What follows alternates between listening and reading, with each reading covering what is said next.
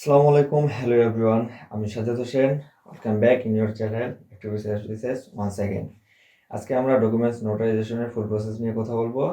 শেষ পর্যন্ত থাকবেন, স্টেপ বাই স্টেপ প্রসেস নিয়ে কথা হবে। তো চলুন শুরু করা যাক।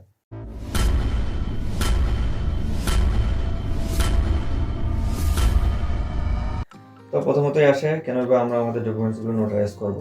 যেমনটা আপনারা জানেন, দেশের মধ্যে কোনো প্রকার job application, form fill up থেকে শুরু করে প্রেসিডেন্সের জন্য ডকুমেন্টস রেডি সব জায়গাতেই আমাদের কাগজপত্র সত্যায়িত করা লাগে কোনো প্রকার এমবিবিএস ডক্টর ওর হেডমাস্টার, প্রিন্সিপাল এদের দ্বারাই। তেমনই আমরা যারা বিদেশগামী স্টুডেন্ট, বিদেশি ওয়ার্কার আছি, আমাদের ভিসা থেকে শুরু করে প্রয়োজনীয় সকল কাজে আমাদের ডকুমেন্টসগুলো নোটারাইজ করতে হয়। এটাও এক প্রকার সত্যায়িত, যেটা আমাদেরকে বাংলাদেশ নোটারি পাবলিক এলাও কোনো প্রকার রেজিস্টার্ড অ্যাডভোকেটের দ্বারা করে নিতে হয়। এক্ষেত্রে আমাদের তিনটা বিষয় খেয়াল রাখতে হয়, যেন আমাদের ডকুমেন্টসের মধ্যে নোটারি পাবলিকের সিল, অ্যাডভোকেটের সিল সিগনেচার এবং রেজিস্ট্রেশন নং, এই তিনটা বিষয় থাকতেই হবে। তাহলে আমাদের ডকুমেন্টসটি ফুললি নোটারাইজ। তো এখন কথা আসে, আমরা কোথায় করব। যেমনটা কথা ছিল যে নোটারি পাবলিক অ্যালাউড যে কোনো রেজিস্টার্ড অ্যাডভোকেটের দ্বারা আমাদেরকে করে নিতে হবে। এক্ষেত্রে আমরা আমাদের পরিচিত কোনো প্রকার অ্যাডভোকেটের কাছ থেকে করে নিতে পারি, অন্যথায় আমরা আমাদের আঞ্চলিক দায়রা জজ আদালতে গেলে সেখানে বিভিন্ন ধরনের অ্যাডভোকেটের চেম্বারে গিয়ে করে নিতে পারি।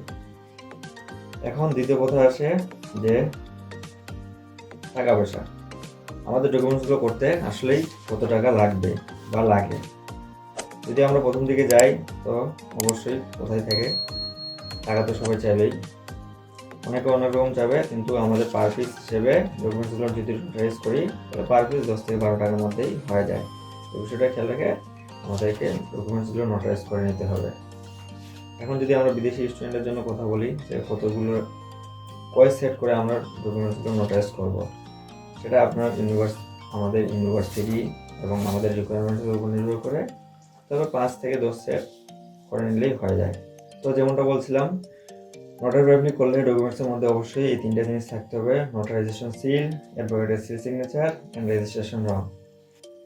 এই তিনটা জিনিস থাকলে আমাদের ডকুমেন্টসগুলো ফুলি নোটারাইজ হয়ে যাবে।